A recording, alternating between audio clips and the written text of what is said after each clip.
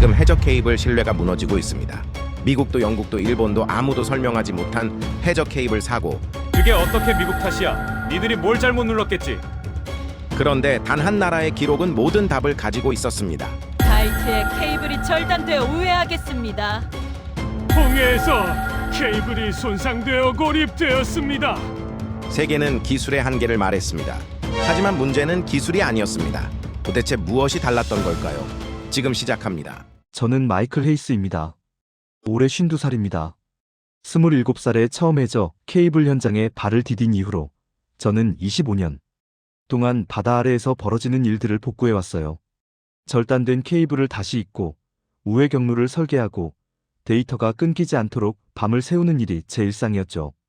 그 시간 동안 저는 스스로를 전문가라고 믿었습니다. 문제가 생기면 해결하고 시스템이 무너지면 다시 세우는 사람. 그게 제 정체성이었어요. 하지만 지난해 가을부터 뭔가 달라지기 시작했습니다. 발트해에서 케이블이 끊어졌다는 보고가 처음 들어왔을 때만 해도 저는 대수롭지 않게 여겼어요. 해저 케이블 사고는 드문 일이 아니니까요. 어선에 닻에 걸리거나 해저 지각 변동으로 인한 손상, 혹은 노후화된 장비의 물리적 파손. 원인은 다양했고 우리는 그때마다 원인을 찾아내고 복구했습니다. 그런데 이번엔 달랐어요. 복구는 했지만 정확한 원인을 특정할 수 없었죠. 회의실에는 늘 같은 사람들이 모였습니다. 리처드 콜린스는 언제나처럼 시간과 비용을 먼저 따졌어요. 그는 우리 컨소시엄의 운영 총괄이었고 그의 관심사는 언제나 명확했죠. 얼마나 빨리 복구할 수 있느냐, 우회 경로 구축에 드는 비용은 얼마냐? 올리버 윈스턴은 유럽 쪽 관리 책임자로서 규정과 문서를 끊임없이 검토했습니다. 그는 모든 절차가 기록되어야 한다고 믿는 사람이었어요. 사토 켄지는 일본에서 온 데이터 신뢰성 책임자였는데 그는 항상 정밀한 수치를 요구했지만 동시에 새로운 시도에는 보수적이었죠. 그날도 마찬가지였습니다. 리처드가 먼저 입을 열었어요. 복구 완료까지 며칠이나 걸립니까? 저는 자료를 보며 대답했죠. 우회 경로는 이미 가동 중입니다. 물리적 복구는 사흘 내로 끝날 겁니다. 원인은요? 그 질문에 저는 잠시 말을 멈췄어요. 올리버가 대신 답했습니다. 아직 정확히 파악되지 않았습니다. 외부 충격으로 추정되지만 확증은 없습니다. 리처드는 고개를 끄덕였어요. 그는 더 이상 묻지 않았습니다. 복구만 되면 그만이었으니까요. 그리고 2달 뒤 홍해에서 또 케이블이 끊어졌습니다. 이번에는 아시아와 유럽을 잇는 주요 경로 중 하나였어요. 데이터 통신이 마비되면서 일주일 동안 지역 전체가 고립 상태에 빠졌죠. 저는 또다시 비행기에 올라 현장으로 향했고 팀원들과 함께 밤낮 없이 복구 작업을 진행했습니다. 우회 경로를 만들고 임시 연결망을 구축하고 데이터 흐름을 정상화시켰어요. 하지만 이번에도 원인은 명확하지 않았습니다. 회의실로 돌아왔을 때 저는 처음으로 이상함을 느꼈어요. 모두가 복구 일정과 비용에 대해서만 이야기했거든요. 왜 이런 일이 반복되는지, 왜 원인을 특정할 수 없는지에 대해서는 아무도 묻지 않았습니다. 아니, 묻지 않은 게 아니라 묻는 것 자체를 포기한 것처럼 보였어요. 사토 켄지가 말했습니다. 복구 품질은 만족스럽습니다. 데이터 손실도 최소화되었고요. 올리버는 문서를 넘기며 덧붙였죠. 모든 절차가 기록되었습니다. 보고서는 내일 완성될 겁니다. 리처드는 만족스러운 표정으로 회의를 마무리했어요. 좋습니다. 다들 수고하셨습니다. 저는 그 순간 이상한 기분이 들었어요. 우리는 문제를 해결한 게 아니라 그냥 덮은 것뿐이었죠. 복구는 했지만 아무것도 이해하지 못했습니다. 왜 케이블이 끊어졌는지, 왜 같은 방식의 사고가 반복되는지 우리는 정작 중요한 질문은 하지 않은 채 다음 사고를 기다리고 있었어요.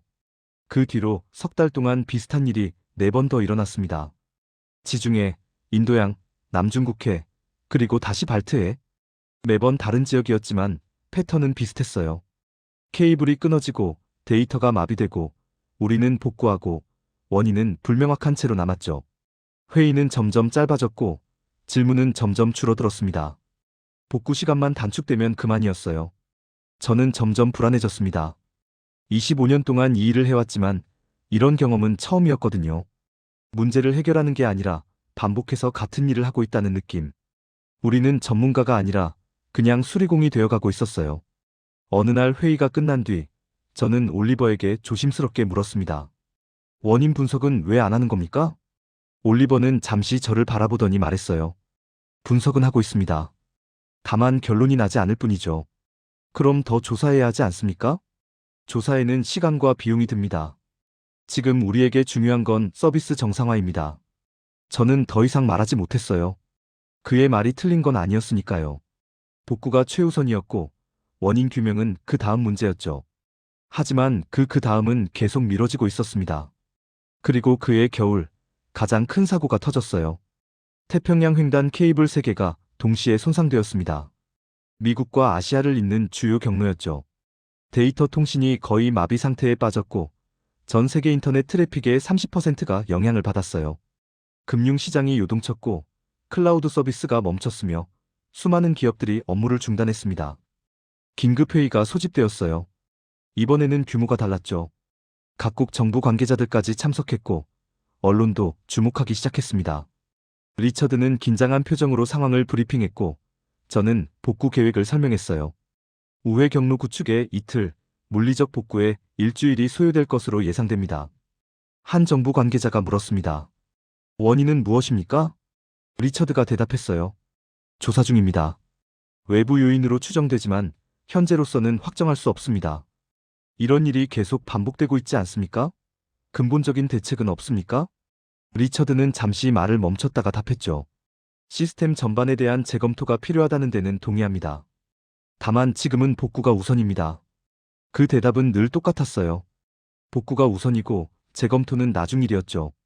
저는 그날 밤 호텔방에서 잠을 이루지 못했습니다. 창밖으로 보이는 도시의 불빛들을 바라보며 생각했어요. 우리는 지난 1년 동안 무엇을 했을까? 수없이 복구하고 보고서를 쓰고 회의를 했지만 정작 우리가 아는 건 아무것도 없었죠. 왜 케이블이 끊어지는지, 왜 같은 패턴이 반복되는지, 이 모든 게 우연인지 아니면 다른 이유가 있는지 우리는 한 번도 제대로 질문하지 않았습니다. 그리고 그 다음 날 회의에서 저는 처음으로 이상한 사람을 봤어요. 회의실 구석에 조용히 앉아있던 사람이었죠. 말수가 적었고 대부분의 시간 동안 노트북만 들여다보고 있었습니다.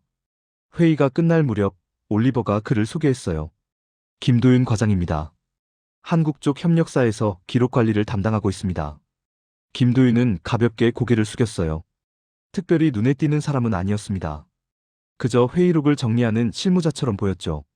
하지만 저는 그때 알지 못했어요. 그가 우리가 묻지 않았던 질문들을 이미 기록하고 있었다는 걸. 그리고 그 기록 속에 우리가 보지 못했던 패턴이 숨어 있었다는 걸. 회의가 끝나고 사람들이 하나둘 자리를 떠났습니다. 저는 자료를 정리하며 생각했어요. 우리는 언제까지 이렇게 복구만 반복할 건가? 언제쯤 진짜 원인을 찾을 건가? 아니, 우리는 정말 원인을 찾고 싶어 하는 걸까? 그 질문에 저는 답할 수 없었습니다. 복구는 계속됐고 사고는 멈추지 않았어요. 우리는 익숙해져 있었죠. 위기에 익숙해지고 반복에 무감각해지고 질문하는 것조차 잊어버렸습니다. 저는 25년 동안 이 일을 해왔지만 그 순간만큼은 제가 아무것도 모르는 사람처럼 느껴졌어요. 뭔가 잘못되고 있었습니다. 분명히 잘못되고 있었어요. 하지만 그게 무엇인지, 왜 그런지 저는 알 수 없었죠. 그리고 그 답은 제가 전혀 예상하지 못한 곳에서 나타나기 시작했습니다. 복구가 끝났지만 문제는 끝나지 않았습니다. 태평양 횡단 케이블 3개를 모두 정상화한 지 일주일쯤 지났을 때였어요. 저는 샌프란시스코 본사 모니터링룸에서 데이터 흐름을 확인하고 있었죠. 화면에는 실시간 트래픽 그래프가 표시되고 있었고 모든 수치는 정상 범위 안에 들어와 있었습니다. 복구는 성공적이었어요. 적어도 수치상으로는요. 그런데 이틀 뒤 갑자기 데이터 지연이 발생했습니다. 케이블이 끊어진 건 아니었어요. 물리적 손상도 감지되지 않았죠. 하지만 패킷 손실률이 올라갔고 응답 시간이 불규칙하게 늘어났습니다. 몇 시간 뒤에는 저절로 정상화됐지만 사흘 뒤 같은 현상이 또 나타났어요. 이번에는 다른 구간에서였죠. 저는 점점 불안해졌습니다. 이건 제가 아는 방식의 장애가 아니었거든요. 명확한 원인이 있고 그걸 찾아 해결하는 게 제 일이었는데 이번에는 원인 자체가 보이지 않았어요.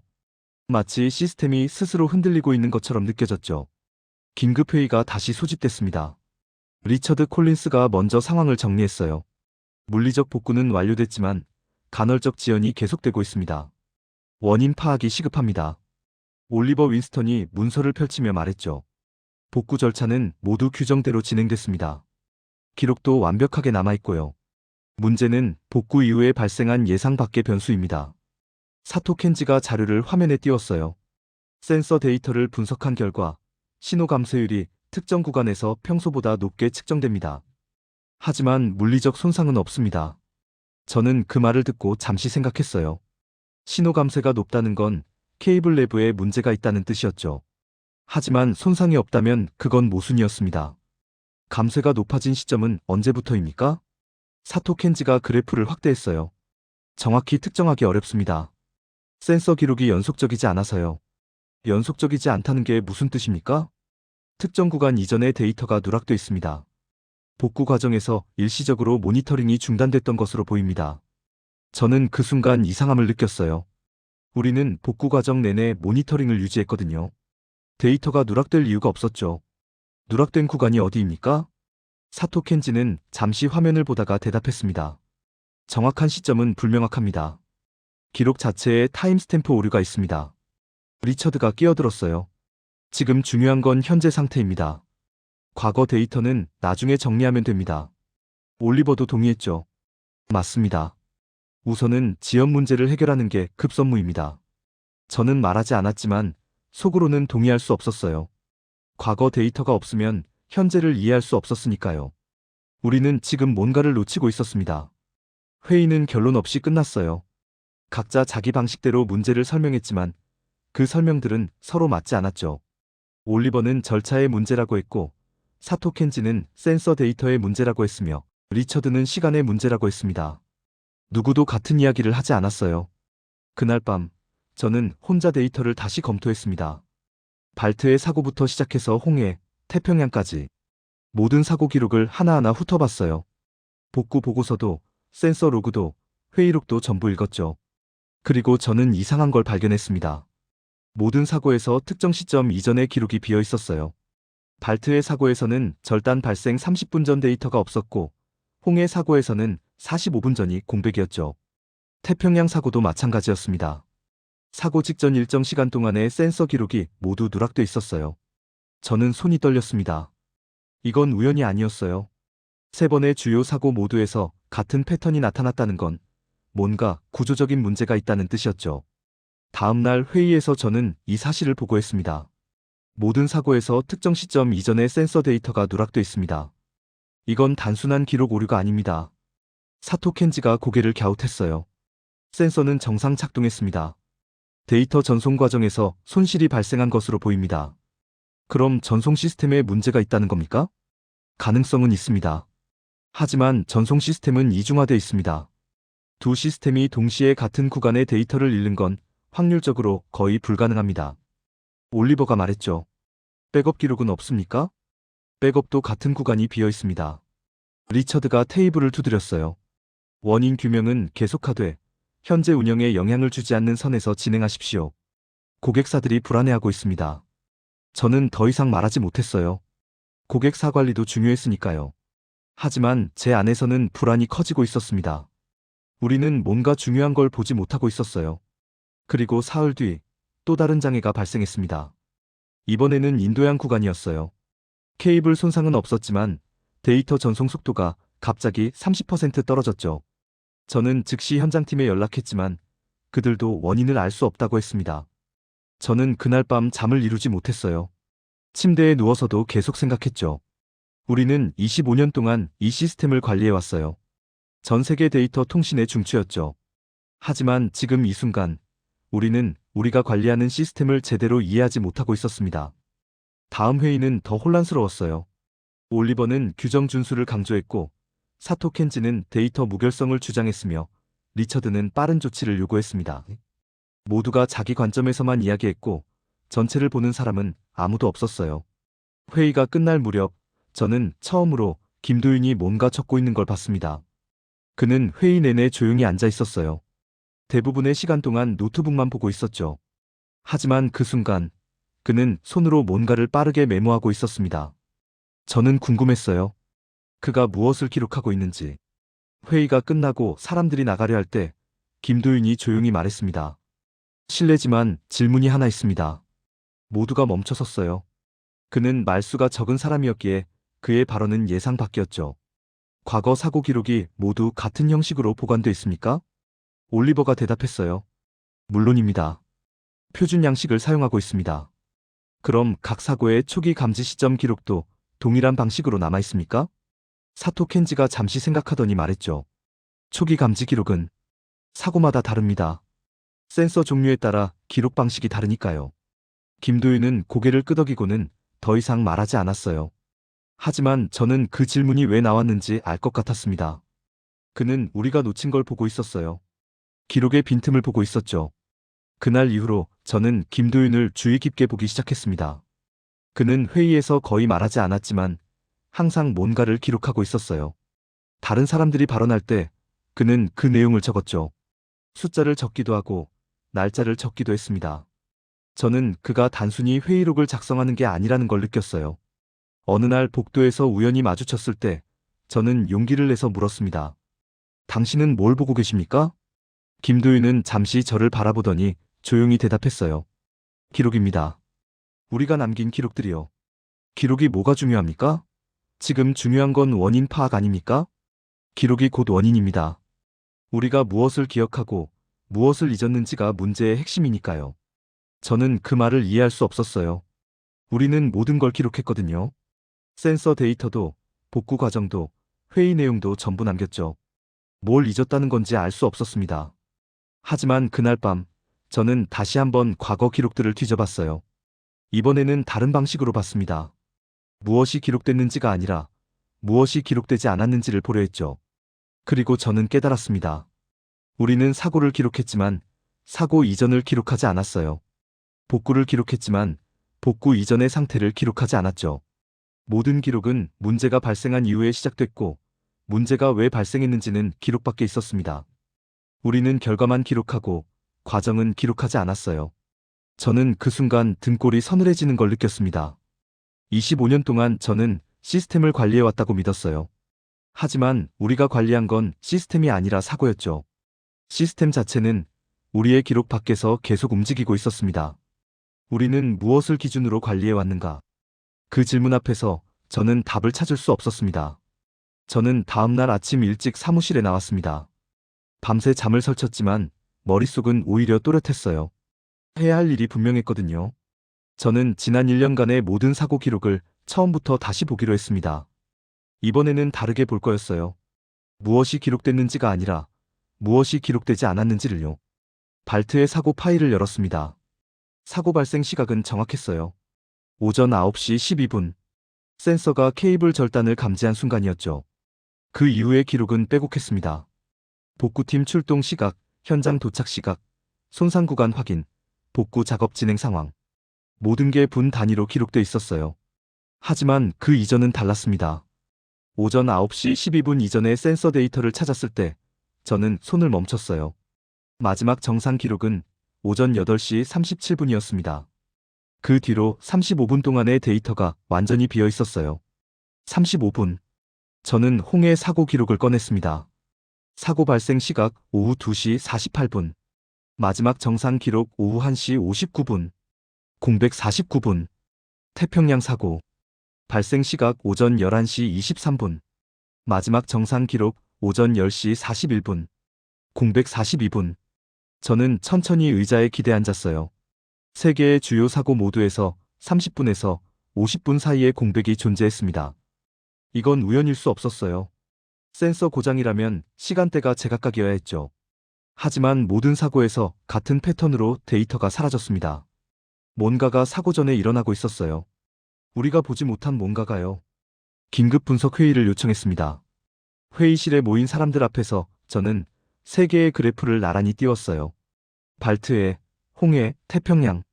모두 같은 패턴을 보여주고 있었습니다. 사고 유형은 다릅니다. 발트해는 물리적 절단이었고 홍해는 신호 손실이었으며 태평양은 복합장애였죠. 하지만 한 가지 공통점이 있습니다.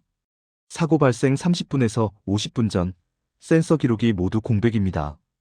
올리버 윈스턴이 화면을 들여다봤어요. 센서 점검 기록을 확인해야겠습니다. 그는 자료를 뒤지더니 문서 하나를 꺼냈죠. 모든 센서는 월별 정기 점검을 통과했습니다. 작동 상태는 정상이었습니다. 그럼 왜 데이터가 없습니까? 점검은 센서 자체의 기능을 확인하는 겁니다. 데이터 전송은 별개 문제입니다. 사토 켄지가 끼어들었어요. 전송 시스템도 점검했습니다. 이상 없었습니다. 그럼 데이터는 어디로 간 겁니까? 사토 켄지는 잠시 말이 없다가 조심스럽게 답했습니다. 손실된 것으로 보입니다. 손실이요? 백업까지 함께요? 예. 주 시스템과 백업 시스템 모두에서 같은 구간이 비어 있습니다. 저는 믿을 수 없었어요. 이중화된 시스템에서 같은 시간대의 데이터가 동시에 사라진다는 건 거의 불가능한 일이었거든요. 확률적으로도 기술적으로도요. 리처드 콜린스가 테이블을 두드렸습니다. 원인 규명은 계속하되 실용적인 해결책에 집중합시다. 과거 데이터 복구는 현실적으로 불가능합니다. 지금부터라도 모니터링을 강화하는 게 낫지 않겠습니까? 올리버가 동의했죠. 맞습니다. 앞으로의 데이터 수집 체계를 정비하는 게 우선입니다. 저는 입을 열었어요. 하지만 왜 데이터가 사라졌는지 모르는데 어떻게 다시 수집합니까? 같은 방식으로 수집하면 또 사라질 수 있습니다. 리처드가 저를 바라봤어요. 그럼 어떻게 하자는 겁니까? 모든 시스템을 재설계하자는 겁니까? 그게 얼마나 걸릴 것 같습니까? 저는 대답하지 못했습니다. 그의 말이 틀리지 않았으니까요. 전 세계에 걸쳐 있는 케이블 시스템을 재설계하는 건 최소 몇 년이 걸리는 일이었어요. 비용도 천문학적이었죠. 회의실에 침묵이 흘렀습니다. 그때 김도윤이 조용히 말했어요. 실례지만 질문 하나만 더 하겠습니다. 모두가 그를 봤습니다. 그는 노트북 화면을 보며 천천히 말을 이어갔죠. 우리는 사고를 기록합니다. 복구도 기록합니다. 하지만 정상 상태는 기록하지 않습니다. 왜 그럴까요? 올리버가 대답했어요. 정상 상태는 기록할 필요가 없습니다. 문제가 없으니까요. 그럼 무엇이 정상입니까? 센서 수치가 기준 범위 안에 있으면 정상입니다. 그 기준은 누가 정했습니까? 올리버는 잠시 말을 멈췄어요. 사토 켄지가 대신 답했습니다. 업계 표준입니다. 수십 년간 축적된 경험을 바탕으로 한 기준이죠. 김도윤은 고개를 끄덕였어요. 그럼 그 경험은 어디에 기록돼 있습니까? 문서화돼 있습니다. 매뉴얼에요. 매뉴얼은 결과입니다. 과정은 어디 있습니까? 사토 켄지는 대답하지 않았습니다.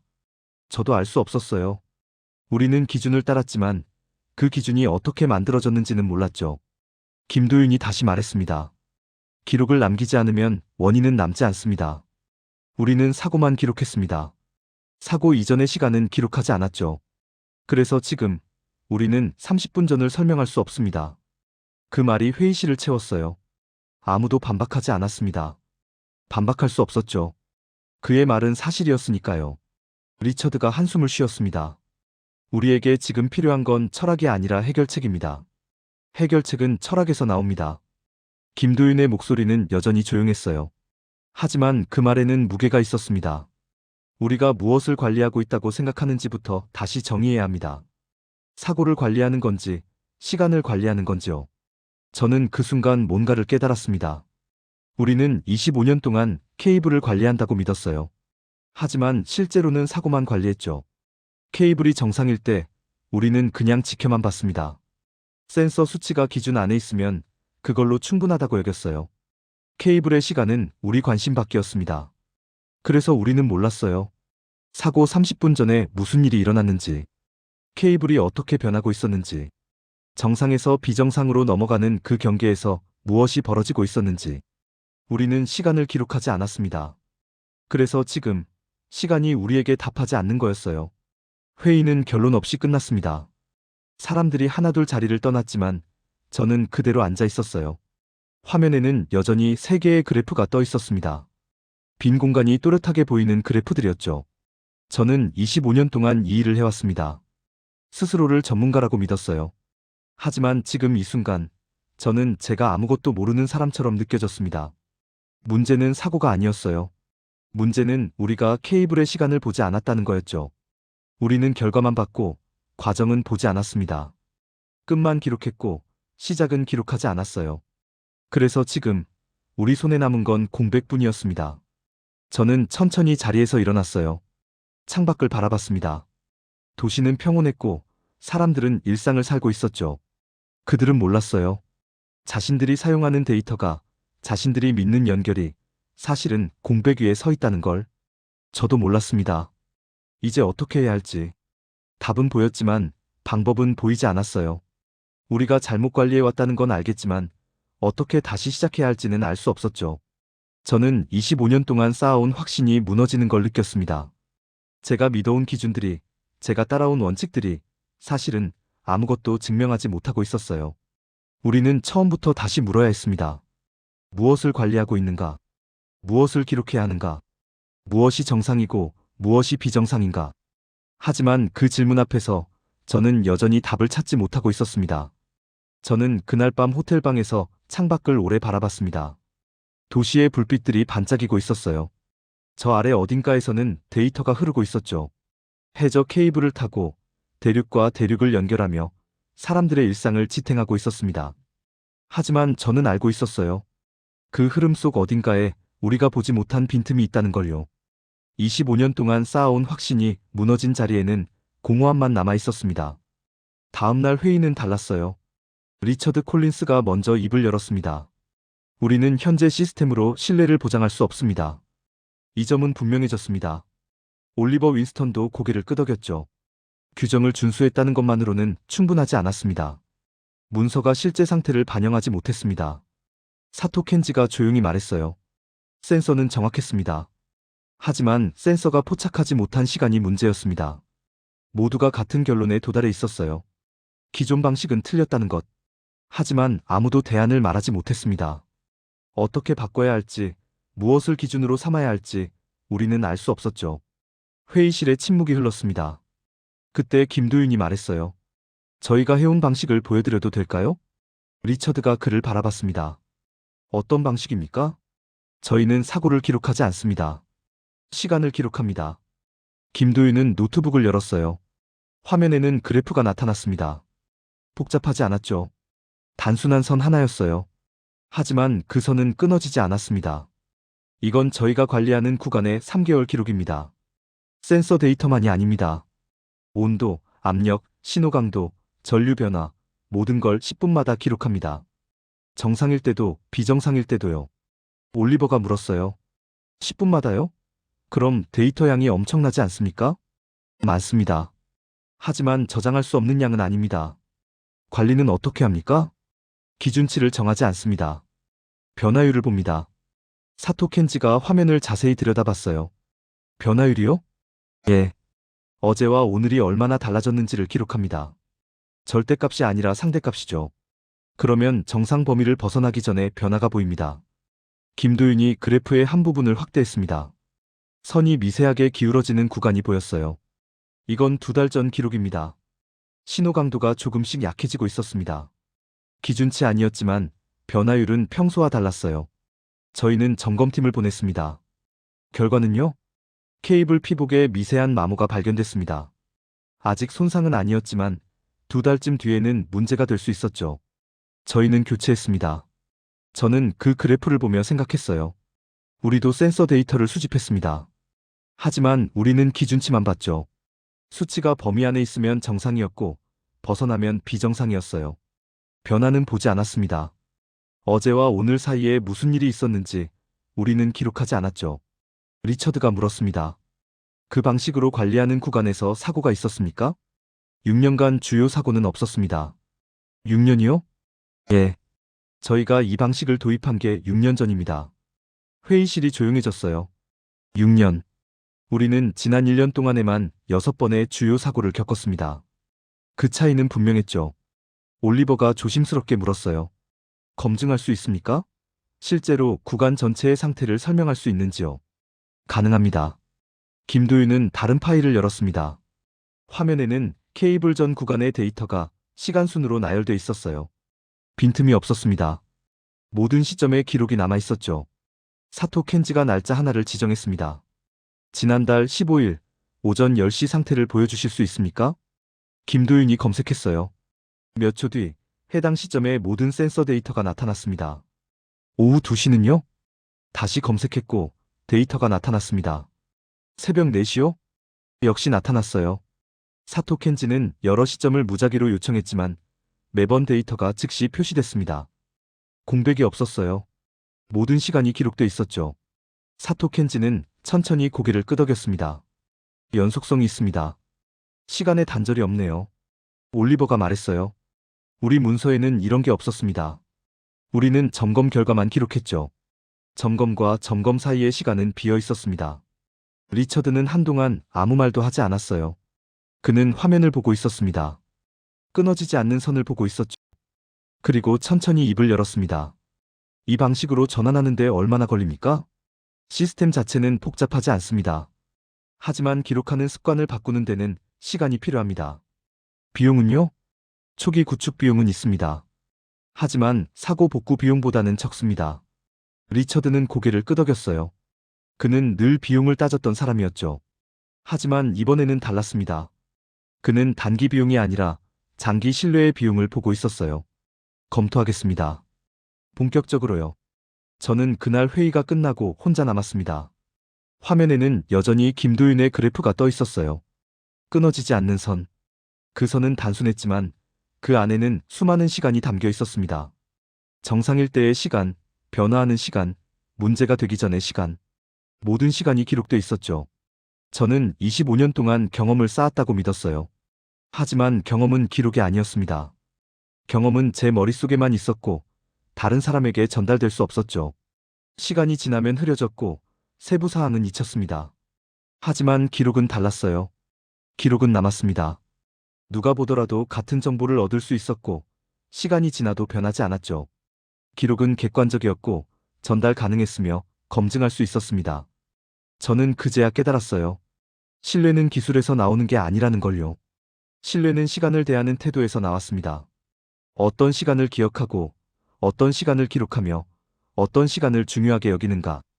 그게 신뢰를 만들었죠. 우리는 사고만 중요하게 여겼어요. 그래서 사고만 기록했습니다. 하지만 정작 중요한 건 사고 이전의 시간이었죠. 정상에서 비정상으로 넘어가는 그 경계. 변화가 시작되는 순간. 우리가 보지 않았던 그 시간들이 사실은 모든 것을 설명하고 있었습니다. 며칠 뒤, 저는 김도윤과 복도에서 마주쳤어요. 고맙습니다. 저는 그렇게 말했습니다. 김도윤은 잠시 저를 보다가 조용히 답했어요. 저는 특별한 걸 하지 않았습니다. 그냥 기록했을 뿐이에요. 하지만 그게 우리가 하지 않은 일이었습니다. 기록은 누구나 할 수 있습니다. 다만 시간이 필요하죠. 그리고 그 시간을 견디는 인내가요. 저는 고개를 끄덕였어요. 그는 옳았습니다. 기록은 화려하지 않았어요. 극적이지도 않았죠. 매일 같은 일을 반복하고 변화를 관찰하고 작은 차이를 놓치지 않는 것. 그게 기록이었습니다. 그리고 그 지루함 속에 신뢰가 쌓이고 있었어요. 저는 그날 밤 다시 창밖을 바라봤습니다. 도시의 불빛은 여전했고 데이터는 여전히 흐르고 있었어요. 하지만 저는 이제 달리 보였습니다. 저 흐름 속에는 수많은 시간이 있었어요. 기록된 시간, 기록되지 않은 시간, 잊힌 시간, 기억된 시간. 우리는 모든 문제를 해결하지 못했습니다. 여전히 케이블은 끊어질 수 있었고 사고는 일어날 수 있었죠.